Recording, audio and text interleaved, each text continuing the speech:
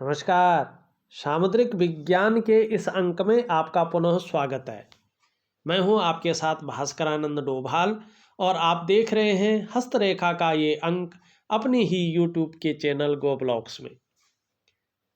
दोस्तों, एक मेल हथेली, आप पुरुष जातक हैं और आपकी हथेली हमारे सामने विवेचना के लिए है। एक चीज देखिएगा, यहाँ पे जैसे ही हम हथेली को देख रहे हैं, दो पर्वतों पर हमारा जो है फोकस विशेषतर जाता हुआ दिखाई दे रहा है। सबसे पहले नजर पड़ रही है हथेली में जो इंडेक्स की फिंगर है उसके नीचे वाले इस भाग पे, और दूसरा आपका जो रिंग फिंगर है उसके नीचे वाले इस भाग पे।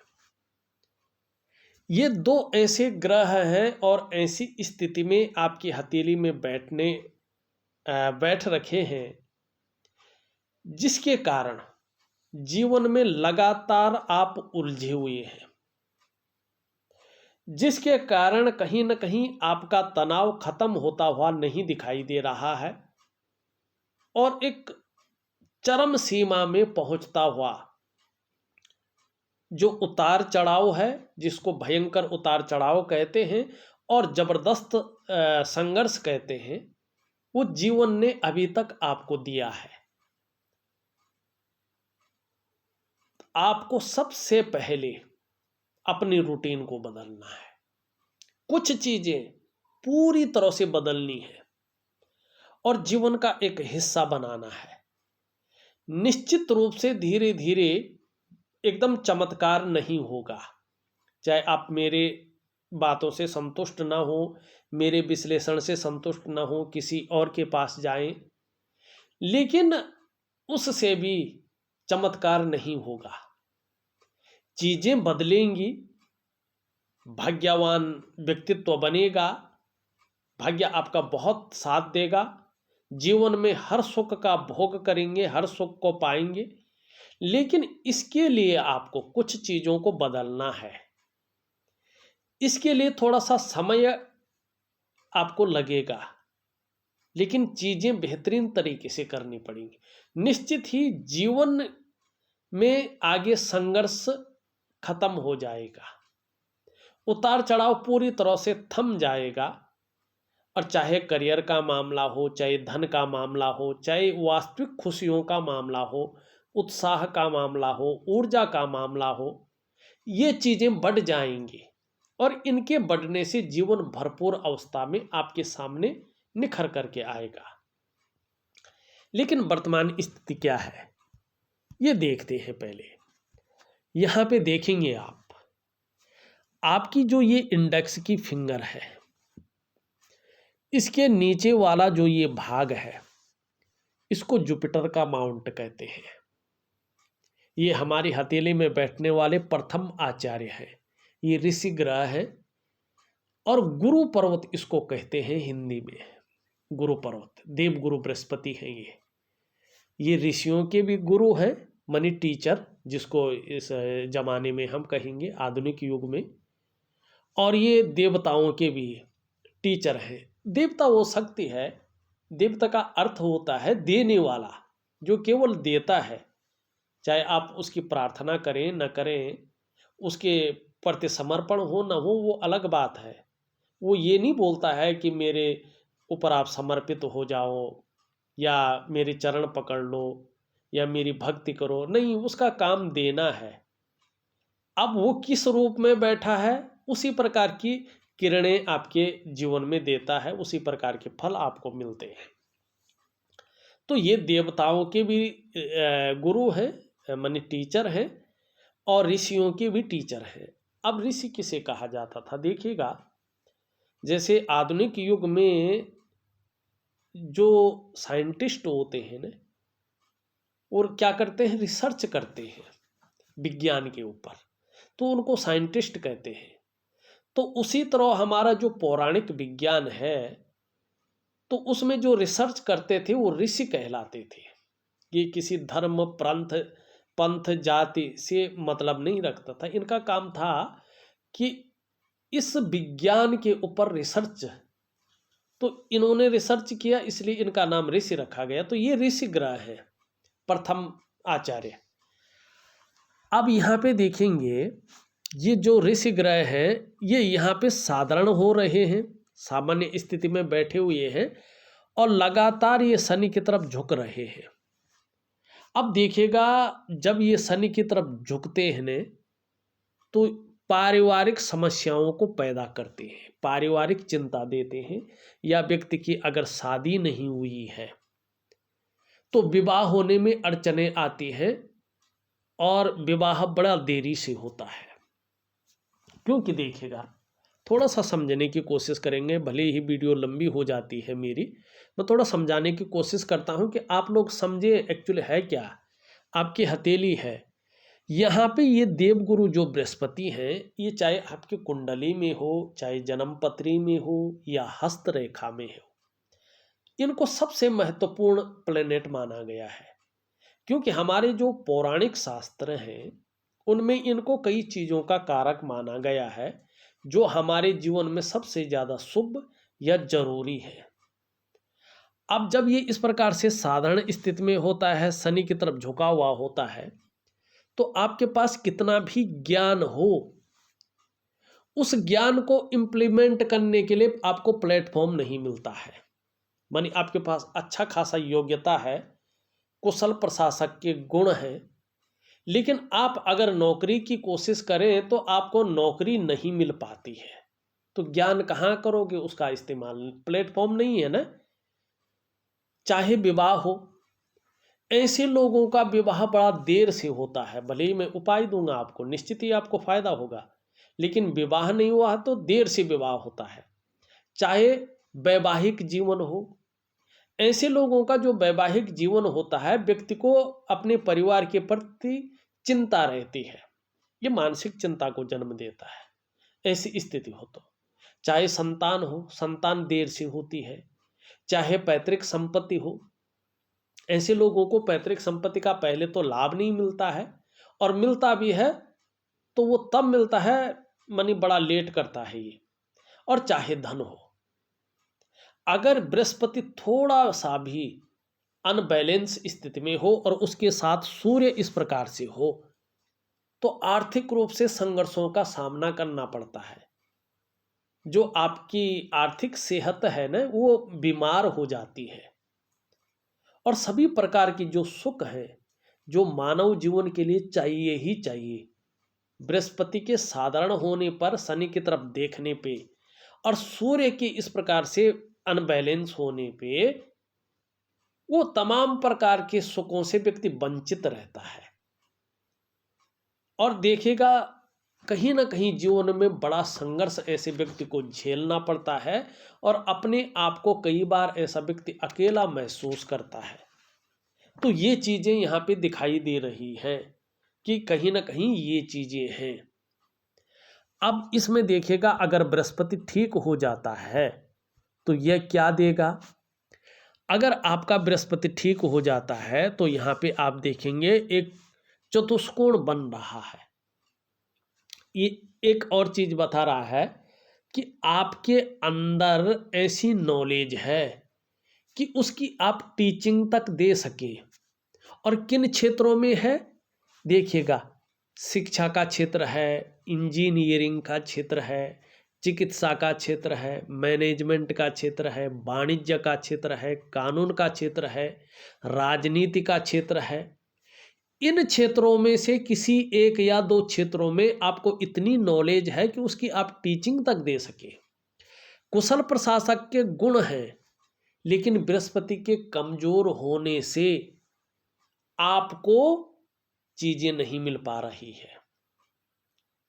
अगर बृहस्पति पुष्ट हो जाता है, अपने भाव में आ जाता है, तो यकीन मानिएगा आप स्वयं की मेहनत, स्वयं के परिश्रम से आने वाले समय में इस बृहस्पति के कारण ही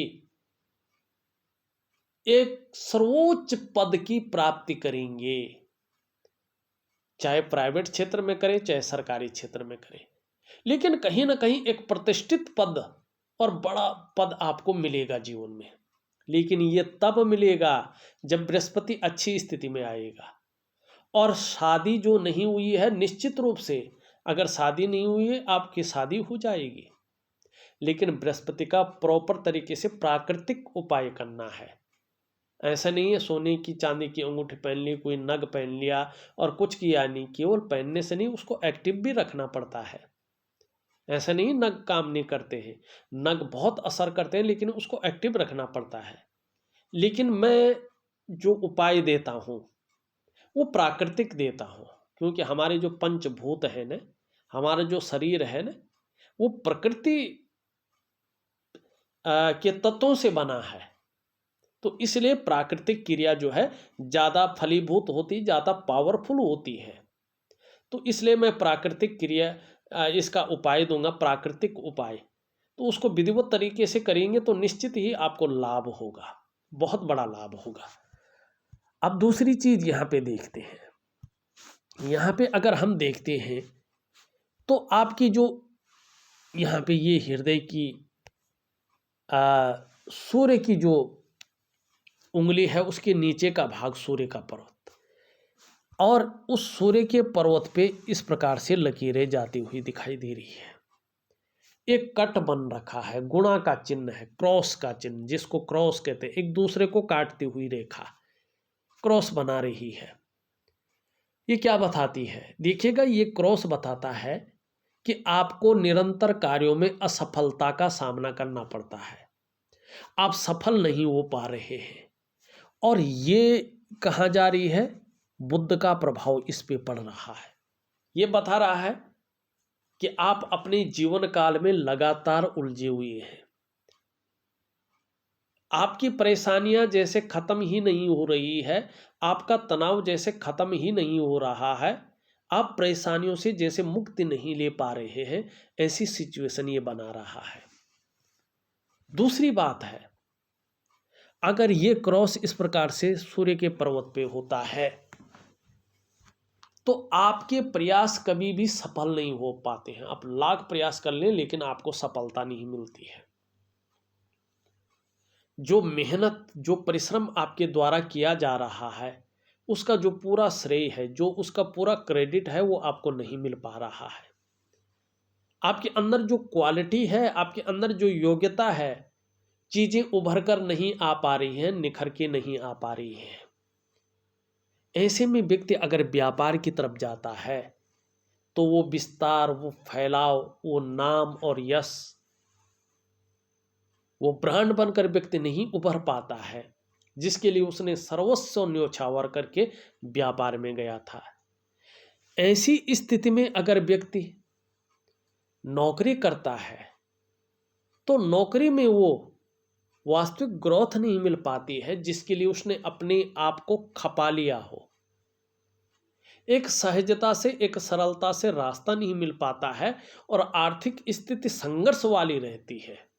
निश्चित रूप से आप प्रैक्टिकल रूप में देखिएगा, चाहे आप सरकारी नौकरी भी कर रहे हैं न, तो भी आर्थिक स्थिति आपकी ठीक नहीं रहती है और लगातार जो है कहीं ना कहीं या तो सम्मान नहीं मिलेगा आपको, या कहीं ना कहीं चुगलखोर जो है पैदा हो जाएंगे। ठीक है ना?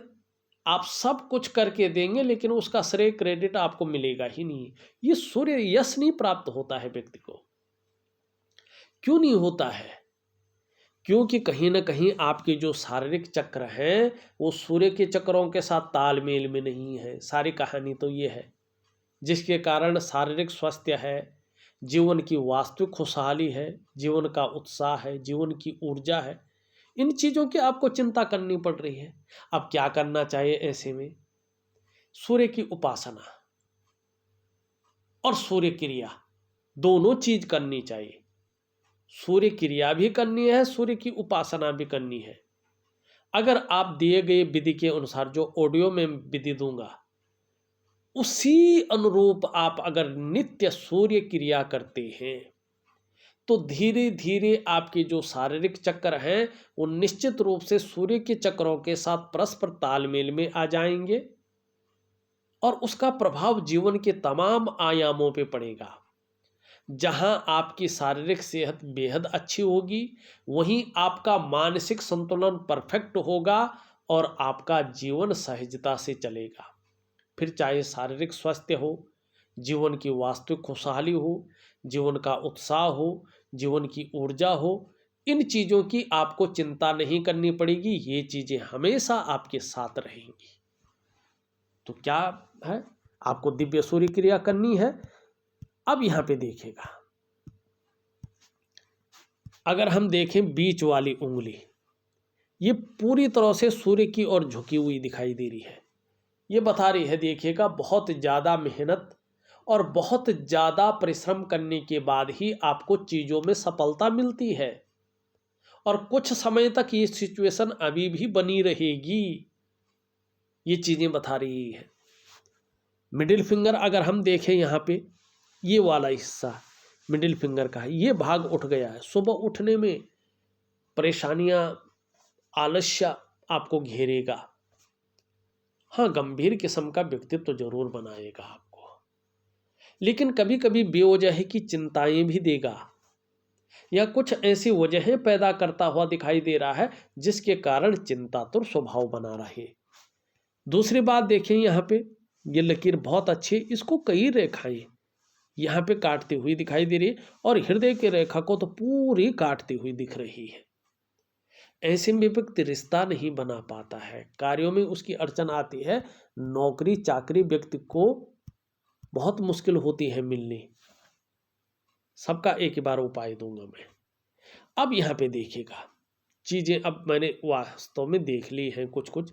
अब देखिएगा, सबसे पहले विचार करते हैं कि एक अच्छा ग्रह आपका ऐसा है कि अगर आप उस प्रकार का करियर चुनते हैं तो निश्चित ही लाभ होगा, लेकिन वो लाभ तब होगा जब सूर्य ठीक हो जाएगा। उससे पहले उसमें भी लाभ नहीं दिखाई दे रहा है, ठीक है ना। यहां पे शुक्र है सुंदर स्थिति में, ये कला के लिए जाना जाता है, सौंदर्य के लिए जाना जाता है, सुंदरता के लिए जाना जाता है। एक सुखद जीवन जीने के लिए इसका पुष्ट होना जरूरी है।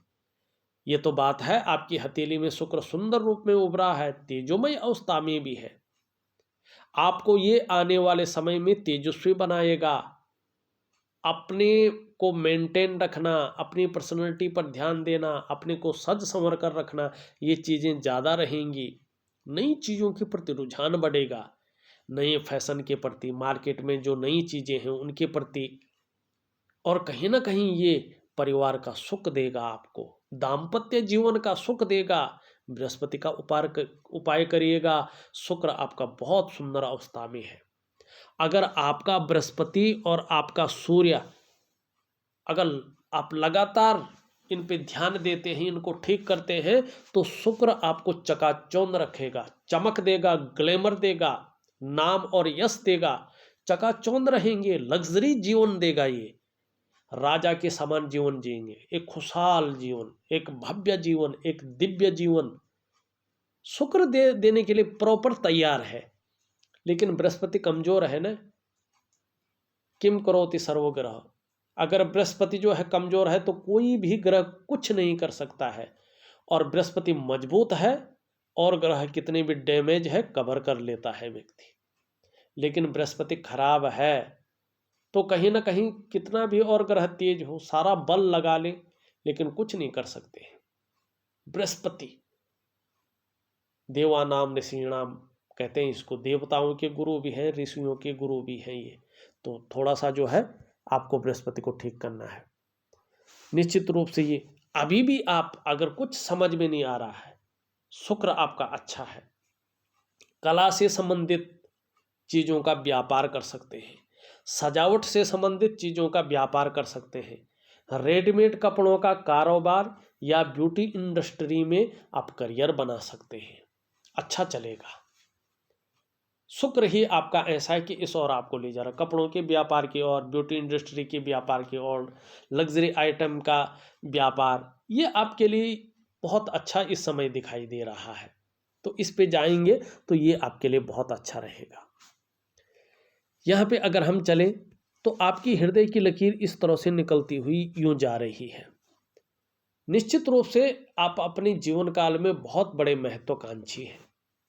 आपकी सोच वर्तमान में बहुत आगे बढ़ने की हो रही है, आपकी इच्छा भी एक टॉप लेवल तक पहुंचने की हो रही है, और अब लगने बैठ गया यार कुछ भी करना पड़े, इन किन प्रकारेण जो भी हो जाए आप करेंगे, ये भी बता रही है।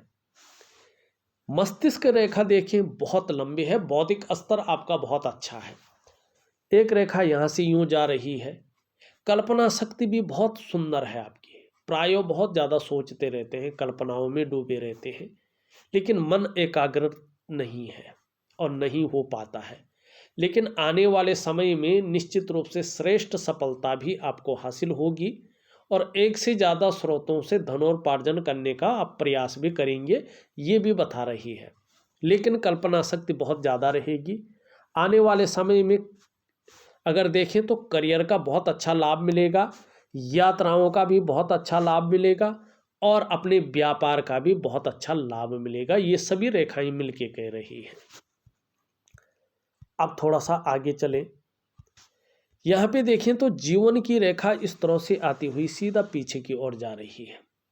बहुत बड़ा संकट, बहुत बड़ी जो है पीड़ा, कष्ट नहीं दिखाई दे रहा है। एक बार जीवन अपनी गति पकड़ ले तो बहुत अच्छी तरक्की कदम कदम पर आपको मिलती जाएगी, ये बहुत अच्छा साइन है। इसके बीच में गैप भी दिखाई दे रही है। स्वतंत्र विचारधारा का व्यक्तित्व है आपका और रहने वाला है। अपने मन के मालिक रहेंगे। किसी के कंट्रोल में, किसी के आधिपत्य में काम करना अच्छा नहीं लगेगा। स्वयं के निर्णयों पे चलना ज़्यादा अच्छा लगेगा, लेकिन मैनेजमेंट की क्षमता बहुत अच्छी रहेगी। पुराने ढर्रे पे चलना, घिसी पिटी चीज़ों के साथ आगे बढ़ना आपको अच्छा नहीं लगेगा।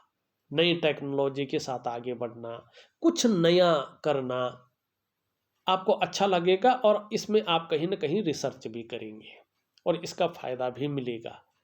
लेकिन अति उत्साहित और ओवर कॉन्फिडेंस आपको दूसरों से जो है कहीं ना कहीं जलन की भावना भी पैदा करेगा और इससे आपकी दोस्ती में भी खटास उत्पन्न करेगा।